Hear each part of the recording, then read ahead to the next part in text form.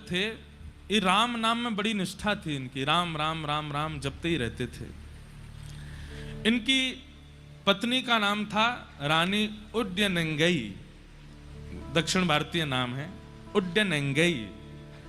तो करीमारन राजा और इनकी पत्नी रानी उड्डयनंगई, ये दोनों भगवत परायण भक्त थे।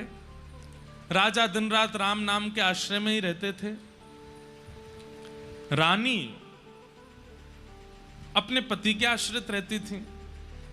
एक दिन दोनों राजा और रानी कहीं जा रहे थे मार्ग में, तभी आपको शंख चक्र गदा पद्मधारी श्रीमन नारायण भगवान का एक सुंदर मंदिर दिखाई दिया। बहुत सावधानी से सुनिएगा। बड़े हमने कहा ना भागवत जी में इधर उधर देख लो तो कोई बात नहीं है, पर भक्तमाल जी का तो एक एक शब्द सुनिए, नहीं तो आपके चित्त से भाव जा सकता है। तो एक बार आप दोनों जा रहे थे, तभी आपने देखा कि एक मंदिर में सुंदर श्री विग्रह ठाकुर जी का विराजमान है, और उस विग्रह को देख करके रानी वहीं रुक गई। राजा तो दंडवत करने लगे, प्रणाम करने पर रानी के नेत्र खुले रह गए ठाकुर जी का रूप लावण्य देख करके। रूप देख करके, स्वरूप देख करके रानी नेत्र झपकना भूल गई। राजा ने कहा, देवी क्या हुआ? रूप देखिए कितने सुंदर हैं ठाकुर जी।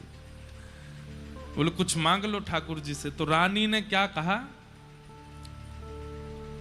पुत्र देहु निज सरस ललाम, कि हे नाथ आप तो परमात्मा हैं, हम आपको तो गोद में लेके घूम नहीं सकते, पर कृपा कीजिए कि आप जैसा ही पुत्र मुझे प्राप्त हो। आप जैसे रूप हैं, आपके जैसी भुजाएं हैं, आपका जैसा स्वरूप है, ऐसा ही पुत्र मेरे जीवन में आ जाए जिसको मैं गोद में खिला सकूं।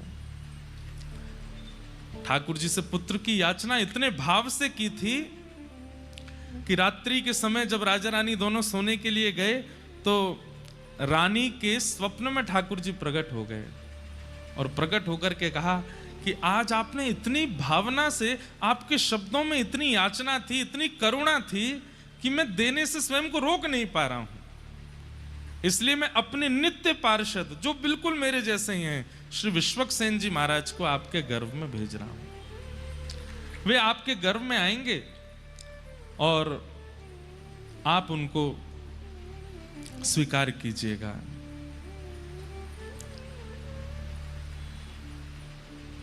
गर्भ में श्री विश्वक्सेन जी आ गए,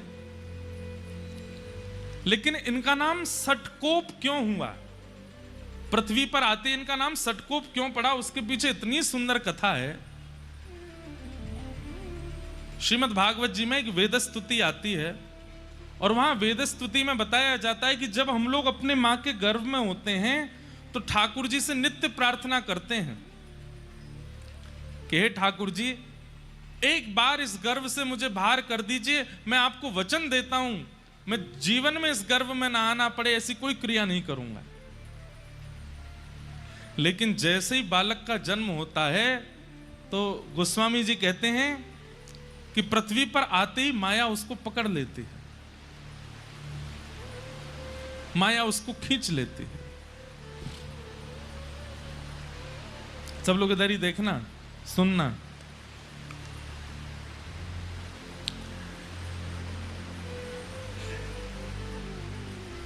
भूमि परत बा डाबर पानी, जनु जी वही माया लपटानी।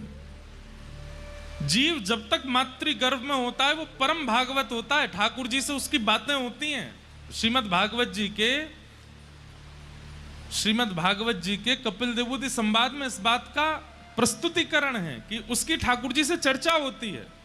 लेकिन जैसे ही उसका जन्म होता है माया उसको ऐसे पकड़ती है, संसार उसको ऐसे पकड़ने लगता है कि फिर वो धीरे धीरे ठाकुर जी से जितनी उसकी चर्चा हुई सब भूल जाता है। लेकिन विश्वक्सेन जी महाराज जी के साथ ऐसा नहीं हुआ।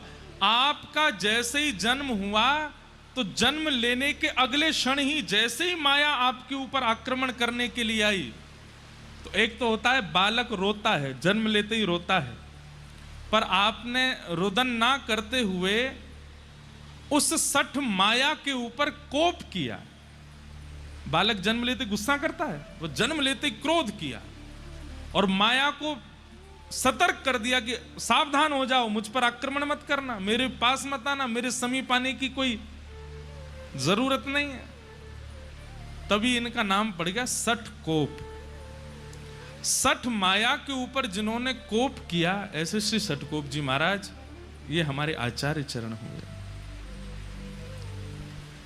और भैया देखो, जल अगर आप पे गिर जाए ना, हां, तो आपका नाम सठकोप क्यों पड़ा? क्योंकि सठ माया के आते ही आपने उसके ऊपर कोप किया और उसको कह दिया, संसारी जीवों पर अपनी माया चलाना, मेरे ऊपर तुम्हारा आक्रमण नहीं हो सकता। इसलिए आपका नाम सठकोप हुआ। सठकोप जी का जन्म हुआ, पर जन्म लेते ही इन्होंने अपनी माता जी का दुग्धपान भी नहीं किया। 10 दिन तक दुग्धपान नहीं किया। और जब 10 दिन तक दुग्धपान नहीं किया तो माता जी पिताजी बड़े चिंतित हो गए। खूब चेष्टाएं की, खूब याचनाएं की, खूब नियम बनाने का प्रयास किया, लेकिन नहीं पिया दुग्ध। तो माता पिता ने सोचा कि शायद ये बालक जीवित नहीं है, कोई चेष्टा कर नहीं रहा है। ओ शुक्ला, हेठ दिख रहा जी को एक पास के मंदिर के एक इमली का वृक्ष था, वहीं नीचे लिटा करके माता पिता वहां से निकल गए। वो तो यही चाह रहे थे, माया में फंसने थोड़ी आए हैं, वो तो जीव उद्धार करने के लिए आए, हम लोगों के कल्याण के लिए आए हैं। इमली के वृक्ष के नीचे ही आप रहे। अब आप विचार करिए कितने दिन रहे होंगे वहां। 13 वर्ष तक वहीं रहे। जन्म लेने के 10 दिन बाद से लेके 13 वर्ष तक वहीं बैठ करके आप हरि शरणागति, हरि भजन करते रहे, हरि स्मृति करते रहे।